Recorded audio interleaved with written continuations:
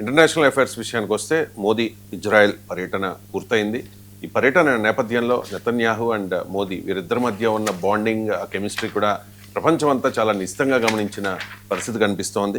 So India and Israel ఈ రెండు దేశాల మధ్య ఈ రెండు దేశాల సంబంధాల్లో సరికొత్త శకం ప్రారంభమైంది అని చెప్పి మోదీ అండ్ నెతన్యాహు ప్రకటించారు. ఒక 17 కీలక ఒప్పందాలు కూడా జరిగాయి. ఏంటి ఆ ఒప్పందాల గురించి డీటెయిల్గా ఎక్స్ప్లెయిన్? ఎస్ అండి, ఇప్పుడు పశ్చిమాసియాలో యుద్ధ వాతావరణం నెలకొన్నప్పుడు ఇస్లామిక్ కంట్రీస్లో విడబాటు వచ్చి ఇస్లామిక్ కంట్రీస్కి ఇజ్రాయెల్కి తగవులు వచ్చి భారతదేశం ఎటూ తేల్చుకోలేని పరిస్థితులు, అంటే ఇంబ్యాలెన్స్డ్ ఉంది. అటు ఇజ్రాయెల్తో సంబంధాలు ఉండాలి, ఇటు పాలస్తీనా వైపు ఉన్న 57 ఇస్లామిక్ కంట్రీస్ వైపుతో ఇద్దరితో సంబంధాలు నెలకొల్పోవడానికి చాలా తటపటాయించే టైంలో మోడీ గారు చాలా ధైర్యంగా ఫిబ్రవరి 25, 26 2 రోజుల పాటు ఇజ్రాయెల్లో పర్యటించడం, ఇజ్రాయెల్లో మొట్టమొదటిగా ఆ పార్లమెంట్ నిషెత్తును ఉద్దేశించి ఆయన ప్రసంగించడం, ఇజ్రాయెల్ అత్యున్నతమైన అవార్డును పొందడం, ఇజ్రాయెల్కి పూర్తిగా అంటే అక్టోబర్ 7, 2023న ఇజ్రాయెల్పై దాడిన హమాస్ దాడిని ఆయన పూర్తిగా తిరస్కరించి పూర్తిగా క్రిటిసైజ్ చేయడం, అదే సమయంలో పాలస్తీనా పీస్కి ఆయన సపోర్ట్ చేయడం.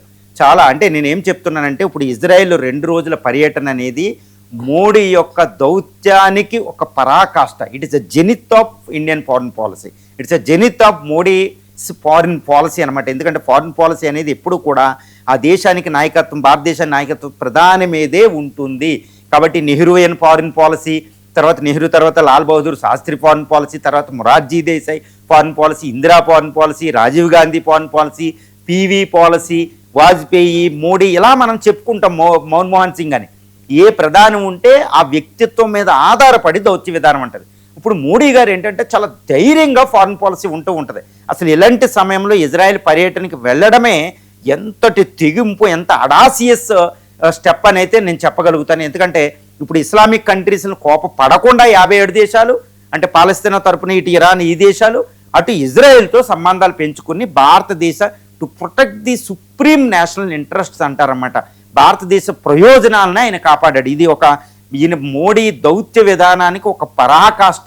ఇండియాస్ మెచ్యూర్డ్ డిప్లొమాటిక్ మెకానిజం కూడా ఇది ఒక అద్భుతమైన ఒక విజయంగా నేను చెప్తాను. ఇప్పుడు ఇజ్రాయెల్ వెళ్ళి ఈయన ఇజ్రాయెల్ ఇండియాలు 17 ఒప్పందాల మీద సంతకం చేశాయి. ఒక అద్భుతమైన ఒప్పందాలు, ఒక స్వీపింగ్ చేంజ్, ట్రాన్స్ఫార్మేషన్ అనమాట ఇజ్రాయెల్కి ఇండియాకి రిలేషన్షిప్. ఎందుకంటే ఇండియా గ్లోబల్ పవరే, కానీ సౌత్ ఏషియాలో super power, regional super power. అదేవిధంగా ఇజ్రాయెల్ అక్కడ రీజనల్ సూపర్ పవర్ అండి, గుర్తుపెట్టుకోవాలి. ఈ 2 రీజనల్ సూపర్ పవర్స్ మధ్యన ఒప్పందం అంటే మొత్తం ఈ ప్రాంతాన్నే అవి ప్రభావితం చేయబోయే రిలేషన్షిప్, అంత ఈజీ కాదనమాట. కానీ ఇదే సమయంలో హెగ్జాగోనల్ అలయన్స్ అనేది ఇజ్రాయెల్ చెప్పిన దాన్ని మోడీ ఆల్మోస్ట్ తిరస్కరించినట్టే, ఎందుకంటే అది కుదరదని. చాలా బ్యాలెన్స్డ్గా పార్ట్నర్షిప్ వచ్చి ముందైతే 17 ఒప్పందాలకు సంబంధించి అగ్రోటెక్ అనమాట, అగ్రికల్చర్ టెక్నాలజీలో Israel is the super power అనమాట. చిన్న దేశమైన అది ఎగుమతులు చేయగలిగిద్ది అనమాట, స్వయం ప్రతిపత్తి. ఎడారిలో మజేవ్ అనే ఎడారిలో అది మొత్తం పంటలు పండిస్తారనమాట, ఒక అద్భుతం, నీళ్లు లేని ఎడారిలో. అలాంటి ఎడారిని ఆ అగ్రికల్చర్ టెక్నాలజీ ఇండియాకి అవసరం. అందుకని అగ్రికల్చర్ కోఆపరేషన్ అంటే ఏ దేశంతో వేరు, ఇజ్రాయెల్తో అగ్రికల్చర్ టెక్నాలజీ అంటే ఇండియాను సుసంపన్నం చేసేదనమాట. అంత అద్భుతమైన టెక్నాలజీ ఇజ్రాయెల్ దగ్గర ఉంటుంది. ఒక రకంగా నన్ను అడిగితే ఇజ్రాయెల్ మనకి ఏది ఎక్కువ ఇవ్వగలిగింది అంటే అగ్రికల్చర్ టెక్నాలజీ అండి. ఈ అగ్రికల్చర్ టెక్నాలజీ ఇండియాను డ్రై ల్యాండ్ అగ్రికల్చర్ అంటారన్నమాట. 40% భూభాగంలో మొత్తం 30 కోట్ల మంది వ్యవసాయదారులు ఉంటారు.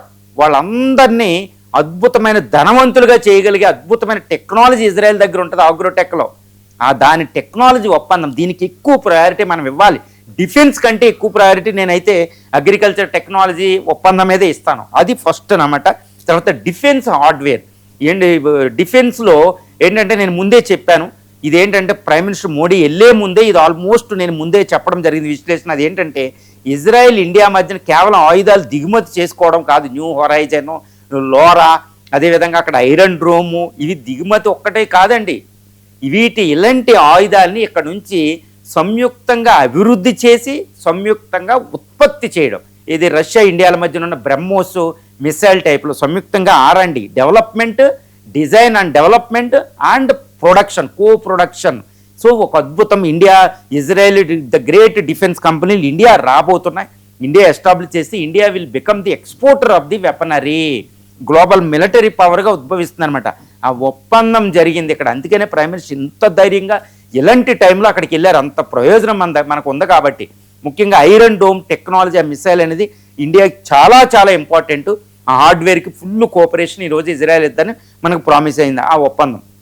తర్వాత సర్వీసెస్ సెక్టర్, ముఖ్యంగా ఇండియన్ లేబర్ ఫోర్స్ కొన్ని లక్షల మంది ఇజ్రాయెల్కి అవసరం ఉన్నారు. ఎందుకంటే చుట్టుపక్కల దేశాలతో శత్రుత్వం ఉండి అక్కడ లేబర్ రారు. ముఖ్యంగా పాకిస్తాన్ నుంచి, బంగ్లాదేశ్ నుంచి లేబర్ని అది తీసుకెళ్ళదండి. ఎక్కువ లేబరు ఎక్స్పోర్ట్ చేసే కంట్రీలు ఆల్మోస్ట్.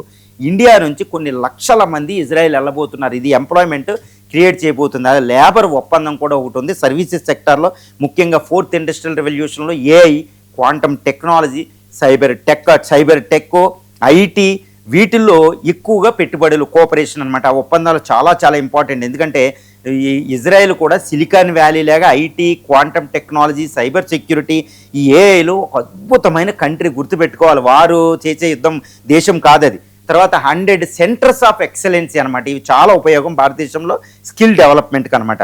తర్వాత మిలిటరీ హార్డ్వేర్తో పాటు క్రిటికల్ మినరల్స్, ఈ critical mineral technology Israel develop చేసింది.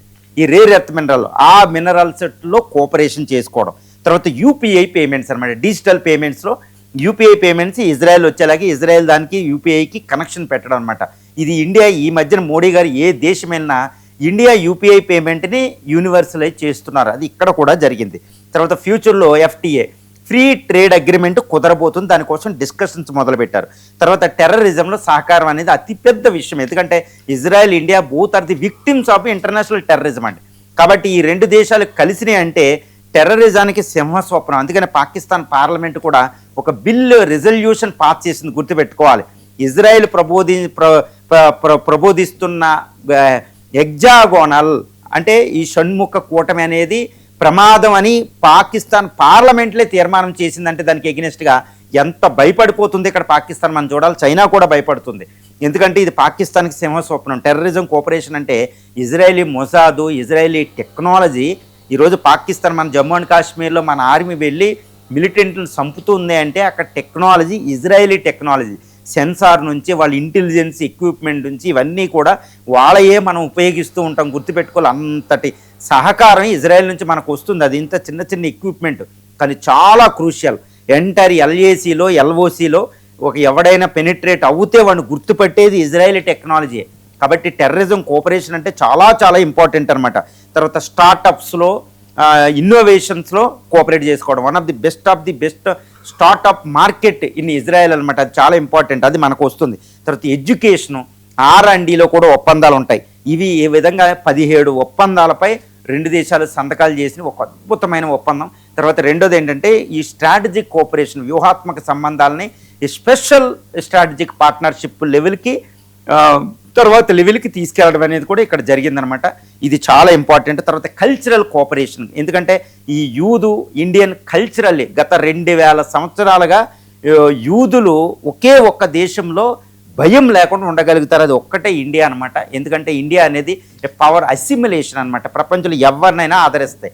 అతిథి దేవోభావ, ఈ విషయంలో ఏ దేశం కూడా ఇండియా ముందు నిలబడదండి. ఒక ఇస్లాం బయట నుంచి వచ్చింది, క్రిస్టియానిటీ బయట నుంచి వచ్చింది, ఈ జొరాస్ట్రియన్స్ బయట నుంచి వచ్చారు. కానీ ఇక్కడ హోమ్ ల్యాండ్ కింద తయారవుతుంది. అసలు ఈ మతాలు ఇక్కడే పుట్టినాయి అన్నట్టు ఉంటుంది. It is the miniature of the earth. ఆ విధంగా 2000 సంవత్సరాల నుంచి యూదుల్ని పర్సిక్యూషన్ లేకుండా ఆదరించిన దేశం ఒకటి ఇండియా. కాబట్టి ఇజ్రాయలీస్ ఈరోజు ఇండియా అడిగిన అడగపోయిన వాళ్ళు ఇస్తారు. 1978 అమెరికాను కూడా కాదని మనకి ఇస్తారు ఇజ్రాయెల్. ఎందుకంటే వాళ్ళని మనం ఆదరించాం కాబట్టి. ఈ విధంగా ఒక కల్చరల్ రిలేషన్షిప్ ఉంది 2000 సంవత్సరాలుగా.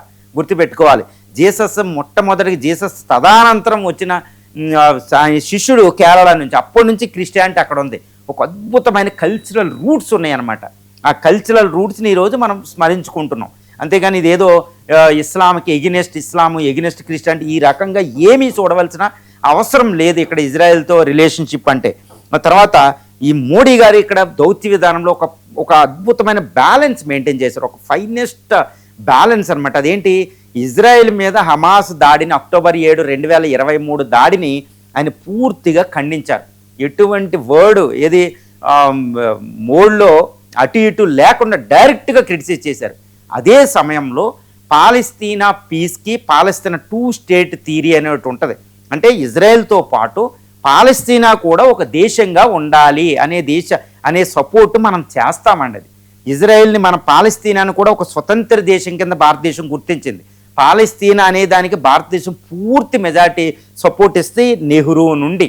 కాబట్టి దాన్ని ఈరోజు మోడీ దాన్ని తిరస్కరించలేదు. పాలస్తీనాకు మా పూర్తి సపోర్ట్ ఉంటుంది. ఆయన అదే ఇజ్రాయెల్ అదే జాయింట్ కాన్ఫరెన్స్లో అదే ఇజ్రాయెల్ ముందు చెప్పాడు. అంటే ఇజ్రాయెల్ ప్రధాని ముందు తిరుగులేని అద్భుతం అనమాట. అది బ్యాలెన్స్. అంటే పాలస్తీనా కూడా ఒక దేశంగా అనే వార్నింగ్ ఇజ్రాయెల్కి ఇచ్చినట్టే గుర్తుపెట్టుకోవాలి. అదేవిధంగా హమాస్ తీవ్రవాదాన్ని ఖండిస్తారు. హమాసు ఈరోజు పాలస్తీనాలో యాషర్ అరాఫత్ ఉన్నప్పుడు ఒక గాంధీ మార్గంలో పిఎల్ఓ ఉంటే పిఎల్ఓకి మనం సపోర్ట్ చేసాం. కానీ హమాస్ టైప్లో మీరు అంతర్జాతీయ చట్టాలకు అనుకూలంగా తీవ్రవాదం హింస ద్వారా మీరు సాధించలేదని చెప్పడం అనమాట. ఇది భారతదేశానికి సంబంధించిన విధానం. అంటే పాలస్తీనాకి ఇటు ఇజ్రాయెల్కి పూర్తిగా బ్యాలెన్స్ అనేది అక్కడ ప్రైమ్ మినిస్టర్ మోడీ చక్కగా చేయడం జరిగిందనమాట. ఇది ఒక అద్భుతం. ఇప్పుడు Trump peace board of peace పెట్టిన దాంట్లో కూడా ఇండియా రిప్రజెంటేటివ్ పంపింది. పాలస్తీనాకు మనం పూర్తి సహకరిస్తున్నాం అక్కడ రీకన్స్ట్రక్షన్. కాబట్టి మనం ఎటువంటిది కాదు. ఈ ఇజ్రాయెల్ పర్యటనకు ముందే ప్రైమ్ మినిస్టర్ మోడీ గారు జీసీసీ గల్ఫ్ కోఆపరేషన్ కౌన్సిల్తో ఆ దేశాలతో రాయబారులతో ఇక్కడ సమావేశం పెట్టి పాలస్తీనా మేము సపోర్ట్ చేస్తాం ప్రతి విషయంలో అని. తర్వాత యునైటెడ్ నేషన్స్ ఆర్గనైజేషన్లో ఈ ఇజ్రాయెల్కి ఎగ్నెస్ట్గా మనం ఓటేసాం, పాలస్తీనాకి సపోర్ట్గా. మర్చిపోకూడదు ఈ విషయం. So India is maintaining it's a finest balance between the Palestine and Israel. అంతేగాని పాలస్తీనాని మోడీ పక్కన పెట్టలేదు. ఈ విషయం చాలా జాగ్రత్తగా గమనించాలి. ప్రతిపక్షాలు అన్నీ కూడా క్రిటిసైజ్ చేయొచ్చు, క్రిటిసైజ్ చేయడం అనేది వాళ్ళ డ్యూటీ. కానీ ఇక్కడ ఫైనెస్ట్ బ్యాలెన్స్ అనేది చేస్తున్నారు. ఇండియా అనేది తను యొక్క సాంప్రదాయ ఫారిన్ పాలసీలో పాలస్తీనా సపోర్ట్ అనేది ఎక్కడా కూడా చేయకుండానే ఇజ్రాయెల్తో సపోర్ట్ పెట్టుకుంటున్నాం. ఇప్పుడు గల్ఫ్ కోఆపరేషన్ కౌన్సిల్ ఉన్న యుఏఈ, ఈజిప్ట్ లాంటి దేశాలే ఇజ్రాయెల్తో పూర్తిగా సంబంధాలు పెట్టుకున్నాయి. అలాంటప్పుడు ఇండియా ఎందుకు పెట్టుకోకూడదు? ఇండియా పెట్టుకోవాలి. ఎకనామికల్గా ఇజ్రాయెల్తో చాలా ప్రయోజనాలు ఉన్నాయి to protect the Indian supreme interest. కాబట్టి ఇజ్రాయలీ పర్యటన అది కూడా ఇరాన్ అమెరికా యుద్ధం రెడీగా ఉన్నప్పుడు, ఇజ్రాయెల్ ఇరాన్ యుద్ధానికి అక్కడ హోవరింగ్ ది క్లౌడ్స్, అక్కడ వారు క్లౌడ్స్ ఉన్నప్పుడు, ఇస్లామిక్ కంట్రీస్ ఎగ్నెస్ట్గా అక్కడ పనిచేస్తున్నప్పుడు, హమాస్పై ఇజ్రాయెల్ యుద్ధం ఇంకా ఆల్మోస్ట్ కొనసాగుతూ ఉన్న సమయంలో భారత ప్రధాని అక్కడికి వెళ్ళడం చూసారా. భారత ప్రధాని వెళుతున్న ఎయిర్ ఫోర్స్ వన్ మన ఎయిర్ ఫోర్స్ ఆయన ప్రయాణించిన విమానాన్ని తర్వాత ఫ్లైట్ రాడార్ ట్రాక్ 24 ఎక్కువగా చూసినాయి అంట. అంటే ఏంటి, ఆయన ఏ దేశాల మీద వెళుతున్నాడు అనేది కూడా చూశారు. ఎంతటి ఒక గ్లోబల్ లీడర్. ఇదే సమయంలో 100 మిలియన్ ఫాలోవర్స్ ఆయనకి రావడం ఇన్స్టాలో. ఒక గ్లోబల్ లీడర్ ఎలా ప్రవర్తించాలి, ఏ దేశాలతో ఎలా సంబంధాలు పెట్టుకోవాలి, ఎలా బ్యాలెన్స్ మెయింటైన్ చేసుకోవాలి, అజాత శత్రువుగా భారతదేశ ఫారిన్ పాలసీ చూపించాం. ఇది ఇండియన్ ఫారిన్ పాలసీకి ఒక పరాకాష్ట లాంటిది. మోడీ దౌత్య విధానానికి కూడా ఒక పరాకాష్టే. ఎందుకంటే అంతకుముందు ఇందిరా, అంతకుముందు నెహ్రూ, ఈవెన్ పివి నరసింహరావు, మన్మోహన్ సింగ్, వాజ్పేయి వీళ్ళందరూ బ్యాలెన్స్ మెయింటైన్ చేశారు. మోడీ కూడా అదే బ్యాలెన్స్ మెయింటైన్ చేసి వాళ్ళకంటూ ఇంకొక స్టెప్ వేశారు. ఎందుకంటే ఆ ప్రధానులు ఎవ్వరూ ఇజ్రాయెల్ గడ్డ తొక్కకుండానే ఇజ్రాయెల్కి సపోర్ట్ చేసేవారు, ఇజ్రాయెల్కి ప్రయోజనం. కానీ మోడీ 2 సార్లు ఇజ్రాయెల్ పర్యటన, అంటే మొట్టమొదటి ప్రధానిగా ఇజ్రాయెల్ గడ్డ తొక్కి వచ్చేసారన్నమాట. ఎందుకంటే ఈవెన్ ఇస్లామిక్ కంట్రీ నేతలే ఇజ్రాయెల్ వెళుతున్నారు, మనం ఎందుకు వెళ్ళకూడదు? అది దౌత్య విధానానికి పరాకాష్ట. ఒక అద్భుతమైతే ఇక్కడ ఇజ్రాయెల్ పర్యటనలో ప్రైమ్ మినిస్టర్ మోడీ పర్యటనలో జరిగిందండి. రైట్. ఇక